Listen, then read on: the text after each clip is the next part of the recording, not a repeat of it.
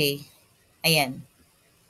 So, now, before we proceed dun sa week 6 no, na topic discussion, let us have first a review ng OLAP no, at saka OLTP again to differentiate these two terminologies no. These two abbreviation OLAP. OL, yung OL dyan ay online no, OL, online, yung parehas na OL, online. Yung AP, analytical processing, online analytical processing. And then yung OLTP naman, online transaction processing. Okay? Sige, let's have a review questions for this topic before we proceed dun sa week 6 discussion. Ang week 6 natin ay mabilis lang, no? All about BI architecture and components, yung mga mga layers niya, and mga sub-layer niya. And that would be your activity for week 6. Gagawa kayo ng diagram. Okay? So, let's have the first question, review question for week 5 discussion, yung OLTP at saka OLAP, no? Okay, again, I will type yung start dito sa chat box for you to send yung answer, no? To send yung answer nyo. So, let's have the first review question, which is statement best describes the main purpose of OLTP systems. Again, OLTP focuses on mga transaction, yung T doon transaction, online transaction processing. Okay? So, aling statement daw ang best describes, no? The main purpose, pinakang main purpose ng OLTP. So, let's have A, they support daily business operations processing. B, they analyze summarize historical business data. C, they provide the forecasting using multidimensional views. Or D, they focus mainly on strategic decision making. Sige, mag-type ako ng start.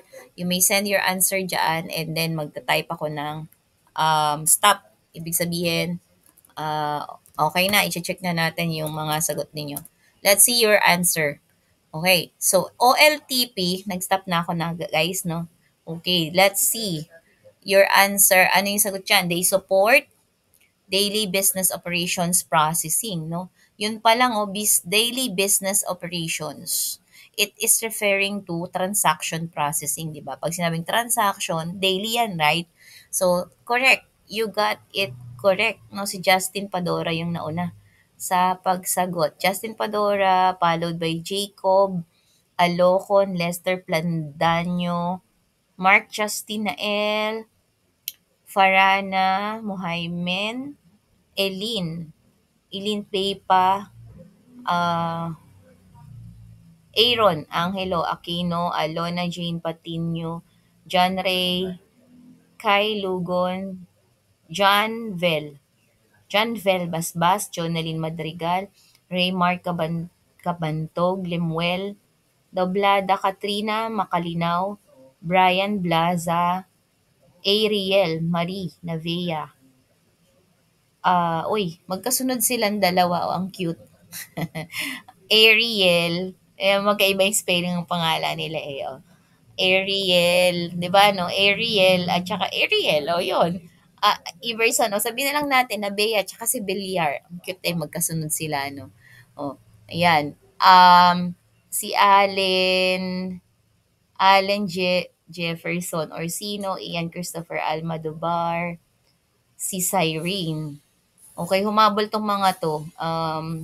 Lagpas na, pero tama naman yung sagot nila. Okay. Cyrene May Madarawag, Mark Avila, and Aljon Nuestro. Tama, 'di ba? Online transaction processing, transaction is daily. Okay? So daily, sinusupport niya yung daily business operations processing. Correct. So marami naman na nakakuha ng tamang sagot. Sige, let's have the next review questions ng OLTP and OLAP. Tapos na tayo sa OLTP question. Let's have OLAP. If OLTP refers to um, no, supporting yung daily transactions or daily operations of the business, no? So what about yung feature most associated with OLAP system? Okay, ano to? A, they handle detailed transactional operational records. Or B, they optimize queries for multi-dimensional data analysis. Or C, they store normalized data with strict consistency. Or D, they process frequent small real-time transactions. Okay. So, alin dyan? Wait lang nga, mag-start lang ako. Um, mag-start lang ako. Wait lang po. Mag-start lang ako. Type lang ako ng start para makita nyo yung, okay, makita natin kung ano yung sagot nyo dyan. A ba yan? OLAP kasi yan eh. Ano yung OLAP? Online Analytical Processing. Okay. Kung may makita ka dyang transactional, yung letter A, parang hindi na siya kasi transactional operational records o OLTP yun, right? OLTP. O tatlo na lang yung pagpipilian nyo dyan. Anong sagot? Sige, start. Okay, start. Okay, mag-stop tayo. Stop. Tingnan natin kung sino yung nakatamang sagot. Ang sagot nila ay B ba daw? B? Sabi ni Justin Padora, B daw. Tsaka magkasunod din yung Justin, no? Justin at tsaka Mark Justin. No? Nagkakasunod talaga yung mga pagkakapangalan, eh, no? Talagang meant to be. Yan, para sa inyo. Yung mga pangalan na yan. Nagkakadikit-dikit kayo, eh, no? Letter B.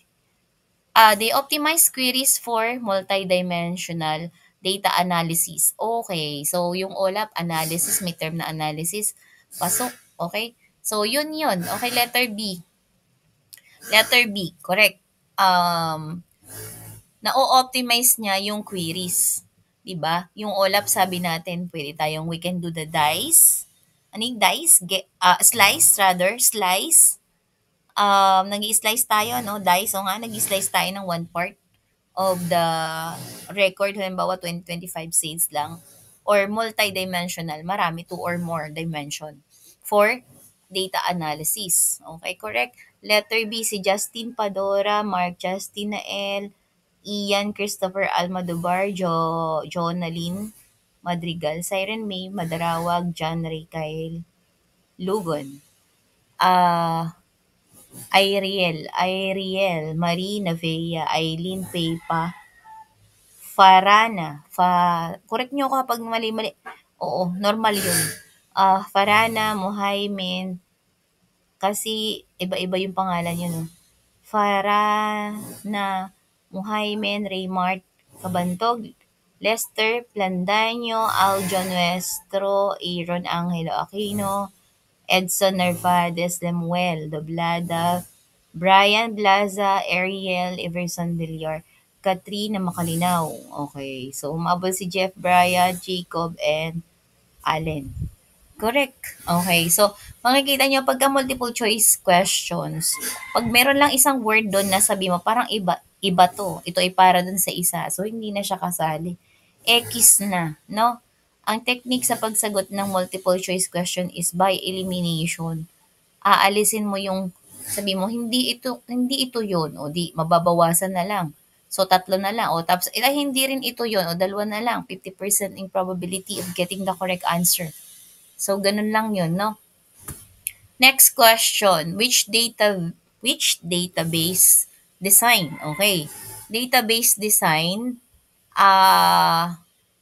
is commonly used in OLTP, o OLTP yung pinag-uusapan natin dito. A, star schema with large fact dimension table. Okay, naalala niyo yung pinagawa ng week 5, star schema yon, 'di ba? Ano yung ginawa doon? OLTP ba yung star schema? OLTP ba yon yung ginawa nyo? Nagamit ang Power BI? Okay, letter B, snowflake schema for complex analytical queries. O ito rin naman, ang OLTP ba may term na ganyan, yung analytical queries? Okay, letter C naman, highly normalized schema to reduce redundancy. Okay, pag database, ano ba yung database? Organized records, 'di ba? Organize ang records. Pagka organize ang records, Anong ginagawa? Okay po, kailangan organize. Anong ginagawa? Pwede kaya yan? Pwede, no? Nire-reduce niya kasi yung redundancy, nino-normalize niya. And database yung pinag-uusapan sa mga transaction o LTP. Okay? How about letter D kaya? Pre-aggregate schema with historical summaries. Historical summaries. Ang historical summaries, OLTP ba yun? Sa tingin nyo, OLTP ba yun? Okay, sige, start. Send your answer. Okay, mag-stop tayo. Stop. Okay, who got the correct answer? Aha, wait lang. Saan tayo nag-start? Dito. Tama, ito kay Jacob. Sabi ni Jacob C, correct. Okay, database design is commonly used in OLTP. No-normalize natin yung schema. Okay, hindi pwedeng, ano ibig sabihin ng normalize? Aalisin natin yung redundant. Pag sinabing redundant, paulit-ulit, pare-parehas na field. Hindi pwedeng may magkakaparehas na field sa mga transaction kasi magkakagulo-gulo, no? Okay, kailangan unique yun. Okay? So, correct si Jacob, Alocon, si Mark Abila, Cyrene May, Madarawag, Mark Justin Nael, Alona Jean Patino, Eric Sanchez, Elin Pepa, Jovelia May Buenja, okay? Lemuel, humabol. Lemuel, Jebrian, Alan Jefferson, Aaron Angelo, Justin, Brian, Farana, Katrina, and Ariel Marina Vea. Okay, so next tayo, next. Um, let's have another question. What is typical transaction volume? Okay, transaction volume sa OLAP. Okay? Transaction volume sa OLAP. Sa OLTP, high volume siguro yun, no? Kasi OLTP eh. Transaction processing talaga, di ba? Eh, what about dito? What is typical transaction volume in OLAP system? No? OLAP. A, high volume ba? With short transaction per second? Wala pang pinag-uusapan natin, no? B, low volume with complex, long-running queries. C, medium volume with balanced processing speed. Or D, variable volume depending on network workload. Alin dyan yung i-eliminate nyo na iisa na lang ang matitira? Sige, start answer. Send your answer. Okay, stop ko na. Ang sagot ay dahil OLAP yan, okay, typical transaction volume ng OLAP ay Mark Abila. Okay, letter B, low volume with complex long-running queries. Okay, hindi siya high, hindi siya medium, hindi siya variable volume. Low volume siya. Okay, low volume with complex long-running queries. Meron pa ba tayong questionnaires na natitira? Okay, last one na yata to. I think so. Last one. And we will be proceeding na dun sa pang week 6 topic natin na ano lang, more on discussion ng mga tools. Ano-ano yung mga tools na yun. But you will be tasked to create diagram, no, ng mga tools na yun, mga sub-sub layer later. Which example task is best handled by OLTP? O anong task daw yung kayang i-handle ng OLTP? Checking sales trends? Pag sales trends, OLTP ba yun? By month and region? May analysis yan, di ba? Pag letter B, generating daily payroll and attendance logs. Mga records to. Letter C, creating yearly reports. Okay, may records, pero for business analysis. Okay po, may analysis. Yung D, forecasting product. Pag nagpo-forecast, OLTP ba yun?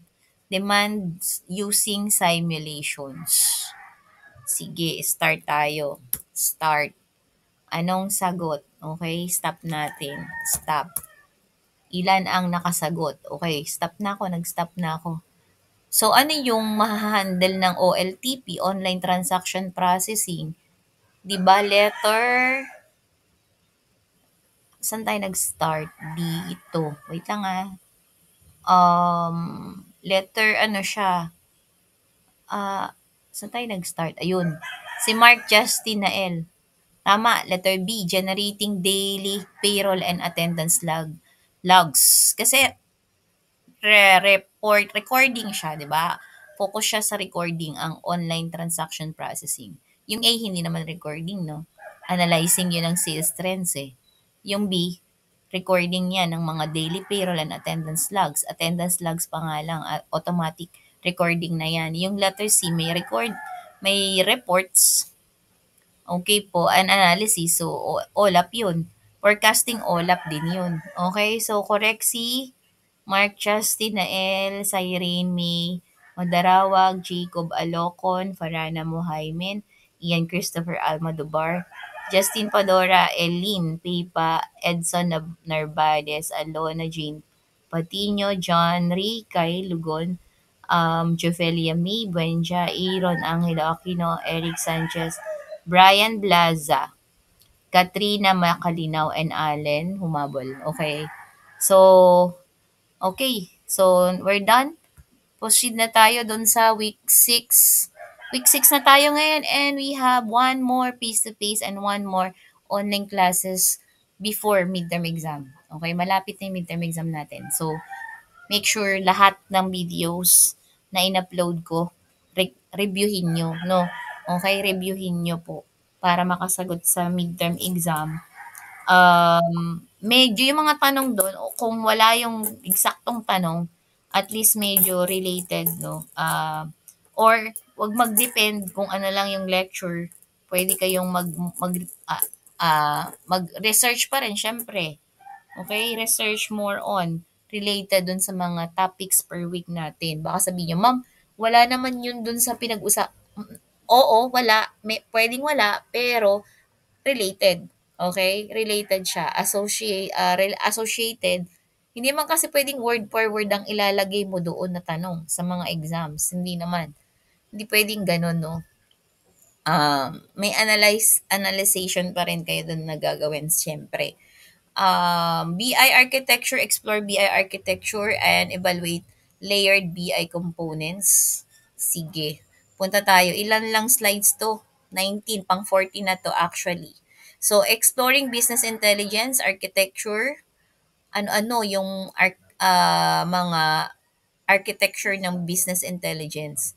Yung mga layer niya, BI components, no? Learning objectives, by the end of this lesson, you should be able to explain BI architecture and its components. Marami siya, mga layer and sub-layer. I-evaluate nyo yung layer na yon. Mag-create kayo ng diagrams. Okay? So, dinodrawing yun, parang mind mapping, okay? Content mapping para mas madali nyo siyang matandaan. Kasi kung marami, no? Ano yung sakop nito, nitong layer na to, ito yung layer na to, ito yung layer na to. So, yun yung gagawin nyo. Kung i-drawing nyo siya, medyo marirecall, no? Apply diagramming tools for BI representation. There are some suggested tools that you may use, no, for creating your activity for diagram. So, let us have again review. We have discussed this during our first meeting pa lang, no, ng ating klase, yung definition ng business intelligence since IT Elect 4 is about business intelligence. That BI is a data-driven decision-making system. We are making decision based on data, no? So we are turning raw data into meaningful insights. Supports both operational and strategic decisions.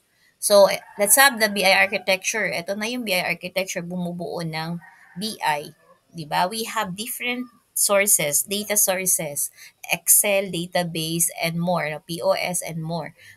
From different sources. Doon natin kinuha yung data. After we gathered, we collect those data. We are moving on to extracting, transforming, and loading, no, ETL. And then we are sending it to mga data warehouse, data mart, data warehouse by using mga BI tools, different BI tools.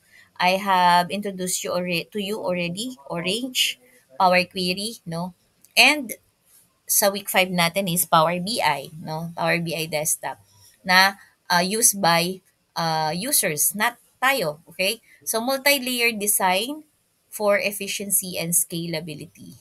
Pag sinabing efficiency, nade-deliver mo ng matipid sa oras, ng mas mabilis, efficient ka. Pag scalability, when you say scalability, for example, may 5 computer, sineserve niya dati ay 5 tao lang. Tapos, may mga connect, marami nang nagko-connect sa 5 computers, 10 na, 15, scalable pa rin siya. Kaya pa rin, hindi siya naglalag. Okay, so yun yung ibig sabihin ng scalable.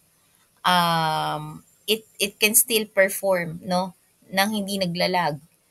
Okay, ang core focus ng BI is integration, analysis, visualization, and decision support. So, ito na yung 18, second to the last slide, layered BI components, which will be your activity 4. Gagawa nyo siya ng diagram. So, nakalagay, gagawa tayo ng tree na baliktad, 'di ba? Nasa taas yung ugat. Okay, ang tree natin nasa taas yung ugat eh, no? Yung root, layered BI components, yun yung pinakang root natin. And then under ng layered BI components, meron siyang ilan? 2, 4, 5 na layer. Data layer, okay? From left to right, gawa ka, no? Data layer, integration layer, storage layer, analytics layer, and presentation layer. And below data layer, ano yung mga meron? Below integration layer, below storage layer, analytics layer, and presentation layer. Yun yung diagram na gagawin nyo, no? So, under ng data layer, meron tayong operational systems and external sources. Okay, under ng operational systems, meron tayong ERP. So, ano yung mga ERP natin? Enterprise Resource Planning. So, yung SAP. Okay, SAP, Oracle E-Business Suite, ang pronunciation, either of the two. And then, sa operational system, under pa ng operational system, yung CRM. Okay? Customer Relation Ship Management System, Salesforce. Ano pa? Yung POS system. So, yun, mga operational system yan. Under naman ng external sources, we have, okay, social media. Okay? Kumukuha tayo ng mga data sa social media feeds, sa Twitter or X na ngayon, sa Facebook and other mga social media feeds, no? What else? Market research data, weblogs, IoT sensor data. So, those are under layer ng data layer sa external sources. So, yun yung gagawa nyo ng diagram. Sa integration layer, we have ETL, data cleaning, transformation. What are? Under ng ETL tools, extract, transform, and loading tools. We can use Microsoft SSIS or Talend or Informatica. Sa data cleaning, we can use Trifacta, OpenRefine. Sa data transformation, we can use Apache NiFi or Alteryx. Okay? So, yon. Ano pa? Sa storage layer, meron tayong data warehouses, may data marts. What's the difference between data warehouses and data marts? Ang data warehouses ay organized ano na yan, home ng data. Yung data marts, meron dyan na halo-halo pa yung laman yan sa data mart, no? Under ng data warehouse, Amazon Redshift, Google BigQuery, Snowflake, Microsoft Azure Synapse, no? Sa data mart, meron tayong Finance Smart, Sales Smart, HR Mart. Sa OLAP Cubes, meron tayong SQL Server Analysis Services, IBM Cognos, Oracle S-Base. O now, proceed tayo sa analytical layer naman tayo. So, yun yung storage layer where your data lives. Okay? So, what about sa analytics layer naman? Ano yung mga analytics layer components? Meron tayong dashboard tools, okay, na ginagamit. Reporting tools and visualization tools. Sa dashboard tool, we are using Power BI, Tableau, QLeak, Sense. Sa reports layer naman, we're using Crystal Reports, SSRS, SQL Server Reporting Services, And sa visualization, d3.js plotly. Isisend ko sa inyo yung PPT para makita nyo meron akong notes doon. You can refer to yung what I am talking about here, no? Yung notes, nakalagay rin yun doon. Or you can do research din, no, na not included in this presentation, in this notes, na under pa rin siya ng different layers ng BI. Okay? You can include those also. How about sa presentation layer? Under ng presentation layer, we have mga decision-making platforms and collaboration tools. So for decision-making platforms, we can use Power BI Service, collaborative dashboards yon, no? And Google Data Studio Looker, um, ano pa, sa collaboration tools, yan, we can use Microsoft Teams, Slack, SharePoint integration with BI dashboard. So, ito yung gagawa nyo ng diagram, yung layered BI components na yan. Layer and sub-layer of those components. So, ito yung activity 4. You are going to draw a BI architecture diagram, yung mga, yan yung kaninang pinag-usapan natin. Slide 18, no? By using diagramming tools, Lucidchart, Draw.io, MS Visio, or any diagramming tools that you are familiar with, no, that or that you are currently using na comfortable na gamitin for you in creating diagram. And then by week 7, piece to piece tayo, you will explain it by pairs, dalawa kayo, no? In front. So I will be calling volunteer. Syempre may additional points yung mga nagbo-volunteer. No, ma'am, ito yung aming diagram. Okay? So isang diagram, dalawang tao na yun. Okay? Dito naman by twos to, by twos. Yung mga previous activity natin, actually individual siya kasi gagawa ka mag-solo. Kaya lang nakabay group for compilation ni President and ni Vice President na mga output ninyo ng score. Okay? You will ask your President, Vice President to check your work kung kagaya ng example na binigay ko. Okay, to put you 100 or 95 or 90 or 60. Yung 60, pag wala yung pangalan mo doon, automatic 60 na yun, no? Ibig sabihin, hindi ka nagpasa ng output kay President or Vice President for compilation. So, yung ipinasa mo, ita-turn in mo rin yun doon sa ina-upload ko. Okay? Hindi pwedeng may grade na walang turn in. Make sure may turn in kayo ng output ninyo. Naka-turn in yun doon. Screenshot lang. Mas prefer ko yung screenshot kaysa sa Google Drive yung i- i-comment nyo. Kasi I will be directed dun sa Google Drive nyo. But sometimes, hindi pa siya nakashare. Nagre-request pa ako ng access. No? Yung time ng redirecting, malilesen, i-picture na mismo yung i-attach nyo. No? Picture, one page lang naman, hindi kailangan sobrang madami kasi syempre it consume a lot of space pa rin naman. Pero if you will encounter yung problem ng attaching ng monitor naman ng ICT, okay po Office, yung storage natin, as much as possible, everyone can submit activity, right? Um, para mag-gradean. So, okay. So, that would be yung pinakang coverage. Yun lang yung coverage ng week 6. That short lang, no? Maiksi lang siya, but yung, I will upload yung week 6 PPT and activity for you to turn in your work. Okay? Any questions? You have questions? None. None so far. Hello? May question po kayo? Wala naman. So, wala nagsasalita. Ibig sabihin, clear. Okay, I will stop the recording now. And make sure you comply before the due time, ha? Before yung